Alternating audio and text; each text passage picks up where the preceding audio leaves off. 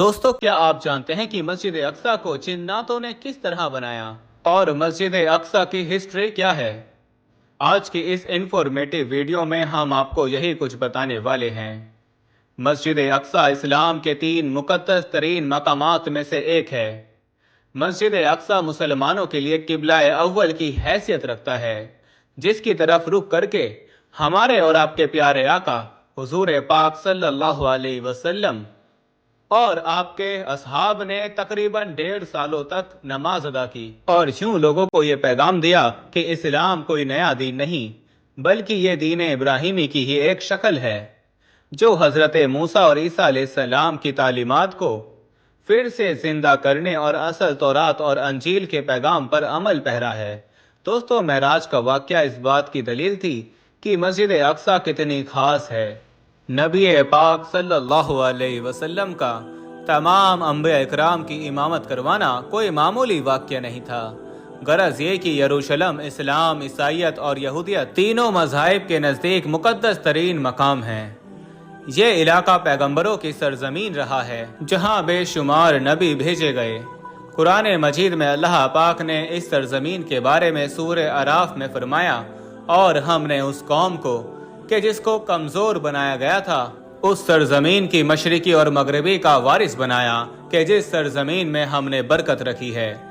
इसी तरह एक और जगह अल्लाह पाक का इरशाद है, वो ज़ात ले गई अपने बंदे को एक रात में मस्जिद हराम से मस्जिद अक्सा तक, कि जिसके आस पास हमने बरकत रख दी है। दोस्तों, इन आयात में जिस बाबरकत ज़मीन का जिक्र है वो बैतुल मुक़द्दस और उसके आस पास के इलाके हैं। हदीस मुबारका में हुजूर पाक सल्लल्लाहु अलैहि वसल्लम ने मस्जिद अक्सा की फजीलत बयान की है। लिहाजा हज़रत अबू ज़र गफ़ारी रज़ियल्लाहु तआला अन्हु से रिवायत है कि उन्होंने नबी अकरम सल्लल्लाहु अलैहि वसल्लम से पूछा, ए अल्लाह के रसूल, इस रूहे ज़मीन पर सबसे पहले कौन सी मस्जिद तामीर की गई? आपने फरमाया मस्जिद हराम। उन्होंने फिर पूछा, इसके बाद कौन सी मस्जिद तामीर की गई? आपने फरमाया मस्जिद अक्सा। हज़रत अबू ज़र रज़ियल्लाहु तआला अन्हु ने कहा, इन दोनों की तामीर के दौरान कुल कितना वक्फा है? आप सल्लल्लाहु अलैहि वसल्लम ने जवाब दिया, 40 साल। दोस्तों, रिवायतों के मुताबिक अल्लाह पाक ने हज़रत जिब्राइल अलैहिस्सलाम को ख़ास तौर से हज़रत आदम अलैहिस्सलाम की तरफ भेजा और हुक्म दिया कि मस्जिद हराम और मस्जिद अक्सा की तामीर करें। इब्ने हशाम ने अपनी तारीख में लिखा है कि जब बने इसराइल फ़लस्तीन में मजबूत हुए और उनकी रियासत कायम हुई, तो हज़रत दाऊद अलैहिस्सलाम ने बैतुल मुक़द्दस की दोबारा बुनियाद रखी, और फिर उनके जानशीन और फर्जंद हज़रत सुलेमान अलैहिस्सलाम ने मस्जिद अक्सा की मुकम्मल तामीर फरमाई। गर्ज ये कि हदीस और तारीखी रिवायतों से ये पता चलता है कि बैतुल मुक़द्दस को कई मरहलों में बार बार तामीर किया गया। दोस्तों, वीडियो में आगे बढ़ने से पहले हम आपको ये भी बताना चाहते हैं कि शुगर एक ऐसी बीमारी है जो आजकल ज्यादातर लोगों में देखी जा रही है। इसलिए हम आपके लिए अफ्रीका की जड़ी बूटियों से बनी एक ऐसी दवाई लेकर आए हैं जिससे आपकी शुगर की बीमारी बिल्कुल जड़ से खत्म हो जाएगी। मर्दाना कमजोरी और धात के मरीजों के लिए भी हमारे पास बहुत ही कामयाब दवाई मौजूद है, जिसको अगर आप एक बार इस्तेमाल कर लोगे तो इंशाल्लाह अपनी दुआओं में हमेशा याद रखोगे। सिर्फ एक ही महीने ये दवाई खानी होती है। इस नंबर पर एड्रेस व्हाट्सएप करके आप दवाई ऑर्डर कर सकते हैं, या फिर आप कॉल करके अपना ऑर्डर लिखवा सकते हैं। जिसकी तस्दीक कई पैगंबरों ने की।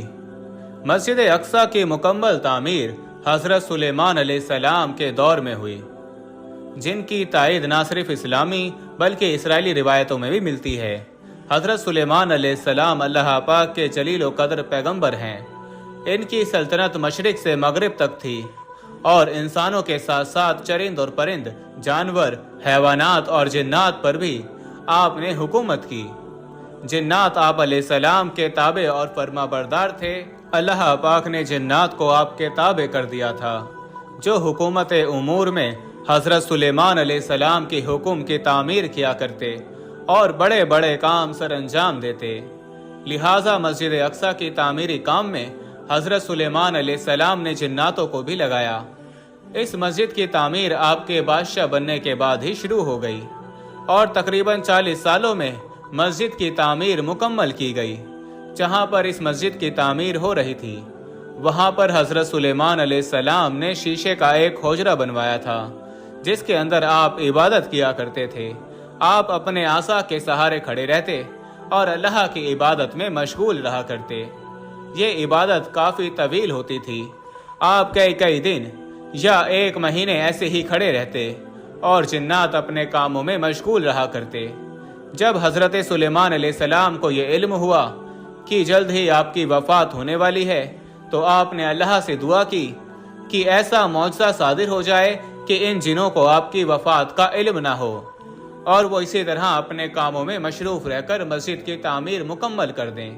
लिहाजा इसी हुजरे के अंदर जब आप इबादत में मशरूफ़ थे तो आप अलैहिस्सलाम की रूह कब्ज़ कर ली गई, लेकिन उस असाह के सहारे आप अलैहिस्सलाम का जिस्म मुबारक वैसे ही खड़ा रहा और जिन्नात ये समझते रहे कि आप अलैहिस्सलाम इबादत में मशगूल हैं।